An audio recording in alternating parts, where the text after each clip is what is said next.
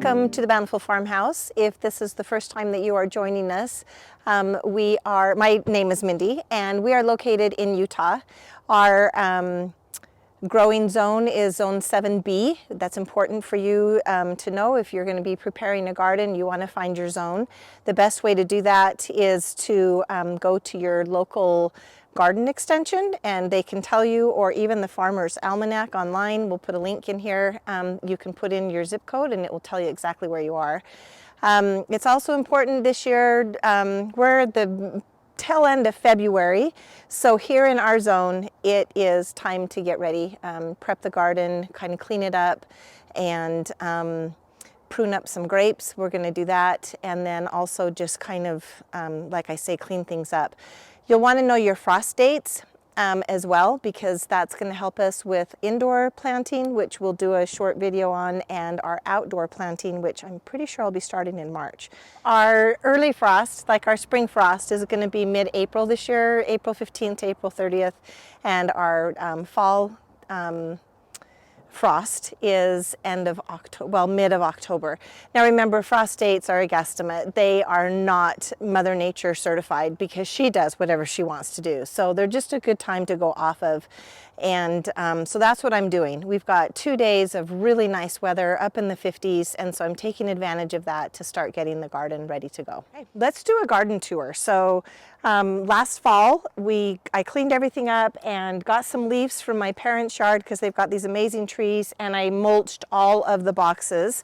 I covered the blueberry bushes and they look really good. I just peeked in there and they look like they're green, and they're hopefully they're like this big. It's going to take a couple of years for us to get blueberries, but that's what we're going to do. I use square foot gardening, and I'll show you a little bit about that in another video, and how I companion plant and plan out our garden boxes. Hi, Sirius. Our garden boxes, I think, are 10 feet, 12 feet by 2.5-ish, and so it gives me a lot of space.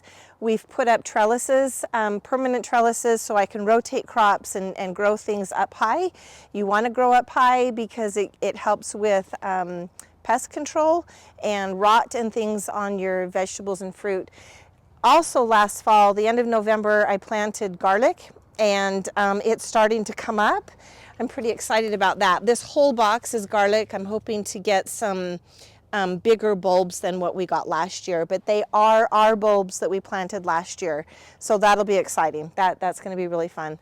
We're going to pull out all the old sunflower plants and get that cleaned up so that we can get some sun on these boxes. This is usually where the leafy greens go. And I'm going to be doing some beans and stuff over here as well. And then, like I say, we're going to prune our grapes in Utah.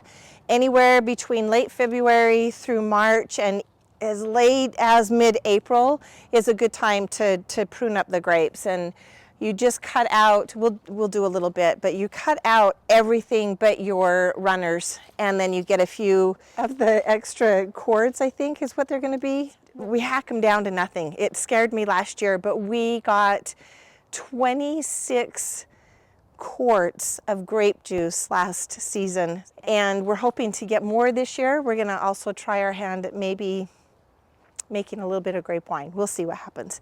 Most things in here are herbs. We've got bee balm, some bergamot, and I think that the hollyhocks are going to come out. I'm going to open it up a little bit more so we can utilize the space. I was talking about square foot gardening, and this year I'm going to be a little more mindful with companion planting and space. I'm going to try to pack as much as I can. I've been pretty good about packing in the boxes, but this year I'm going to try to get a little bit more bang for our season.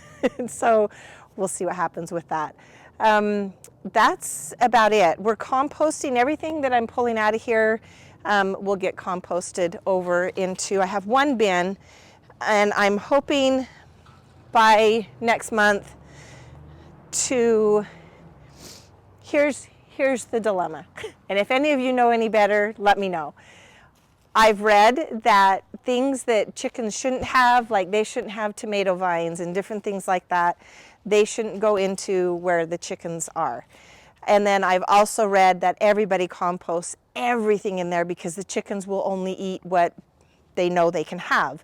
So I'm going to try that theory this year. I'm going to go get 7 more pallets, and I'm going to build 3 boxes like this one into the chicken run itself, and or the chicken yard, I guess is what we call it.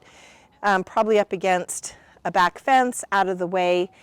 But then that way I can also, we deep litter in the chicken coop. We've been deep littering all winter, which means that I'm just adding new litter onto the old litter. Stay here, bud.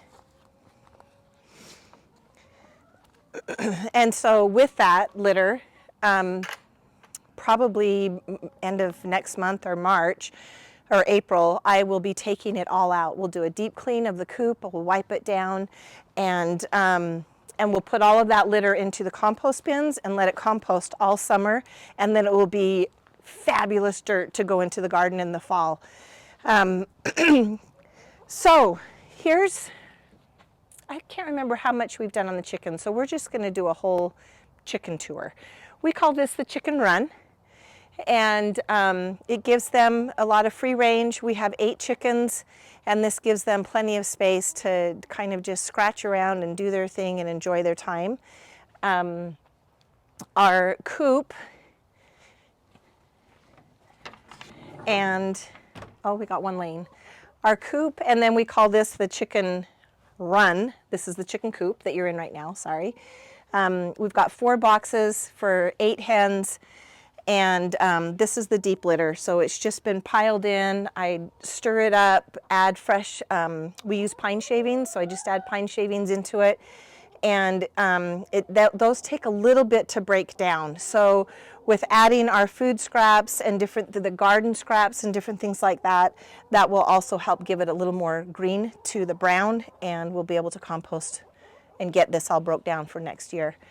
And then this is our chicken run. It's a little bit smaller than what we've had before. We've winterized it. We've put up plastic, I guess, or visqueen that has been built in frames on the outside and attached to the run. It's been keeping a temp anywhere between 36 to 40 something for them all winter. They've done really well in it. Their water is heated. My husband's hooked up power into here, so we've got 2 things down here that heat, and that's what the water stays on. And then in the summer we run a trough of water, and then fresh water out in the yard for them as well. These are our feeders. I just built them from PVC piping, and I found them off of another website that I was following. They have been the best things that I think we have ever done. I've heard lots of people talk about feeders like the water ones, and feed goes everywhere. These stay pretty clean. We haven't had a rodent problem, knock on wood. But they're easy to fill. They keep the food dry, and the chickens eat from them really well. So I've been really, really impressed with that. I think that's been a really nice purchase. I think it cost me $35-40 something for the 5 feeders. And then this is cool because at night we can just stick that in and make it predator proof in case something does get in here. The visqueen will come off as soon as it gets warm after our last freeze. The coop also has a heater in it. We put a barn heater in here, and we've been keeping a temp of 40 all winter long, and they've done really well. No frostbite on their combs or anything. We've opened it up so that there's moisture can get out. That's an important thing when you're winterizing. You want to make sure, because this gets hot, and so you want to make sure that the moisture can get out of the coop. So we've left a couple of screens open up here. We've cut a window, and anyway, that's our setup for the chickens. They're happy. They're happy 8 chickens. They give us eggs that are beautiful and taste wonderful, and we're grateful for everyone we get. The original 5 went through their molting this year, and that was crazy because that's our first time with chickens to molt, and why they do it in the winter, that's a phenomenon that I will not understand. But they all did really well, and now they're all starting to lay, so we should be starting to get 8 eggs close to next month a day or every other day. Pretty cool. My handy husband built us a couple of sheds, and so this one has all the chicken and garden stuff in it, which makes it really easy to, they think they're gonna get treats, which makes it easy for me to feed them and fill their feeders. And hi buddy, thanks for waiting for us. Yeah, I'm gonna open that and let that do its thing. Deep litter, you know you're doing it right when it doesn't smell, and it does not smell in there, which has been kind of a cool thing for me to learn too. This is another shed that was built, and it just holds other storage stuff from the garage or our camping gear and different things like that. And then also last fall-ish, we added 2 more tanks to our water system, and that's going to be lovely because we are on what is called irrigation water, and that turns on usually after Mother's Day, Memorial Day, so May-ish sometime, and then it goes sometimes as late as October, but with the drought and stuff, it's not been going until August. September is when the latest. So we rely on this to water the garden, and it's hooked up with a pump that's hooked up to our system in the garden. All of our water, what do I call those? Irrigation drips in the garden. We can hook that up, and they're all on their own cycle. There's 5 cycles that run through here, and actually 6 cycles that run through here, and it's wonderful to have that water that we catch from the rain. Okay, so that wraps up the garden tour. Welcome to season 2. We're so grateful that you're along for the ride with us. I think every year for me is a growing year. I learn something new as I do more research and trial and error in the garden. Gardening is to have fun. It's meant to relax you, and it certainly does that for me. And then you get all the bounty of your hard work. So join us along our journey. We have a new member that I don't think we've officially introduced. Last fall, I'm gonna cry, but last fall we said goodbye to our 2 golden retrievers, and they both had cancer. And so after some heartfelt pain and different things, we decided that it was time to add a new member to our family. So this is Sirius Black. Sirius Black is a 2-year-old Parador. He's a Pyrenees and a Black Labrador. Pyrenees are all white, so he clearly got the Black Labrador. He's about 80 pounds. He'll get a little bit bigger, we think. He's the sweetest thing that we have added, and we're really excited for him to join us this journey as well.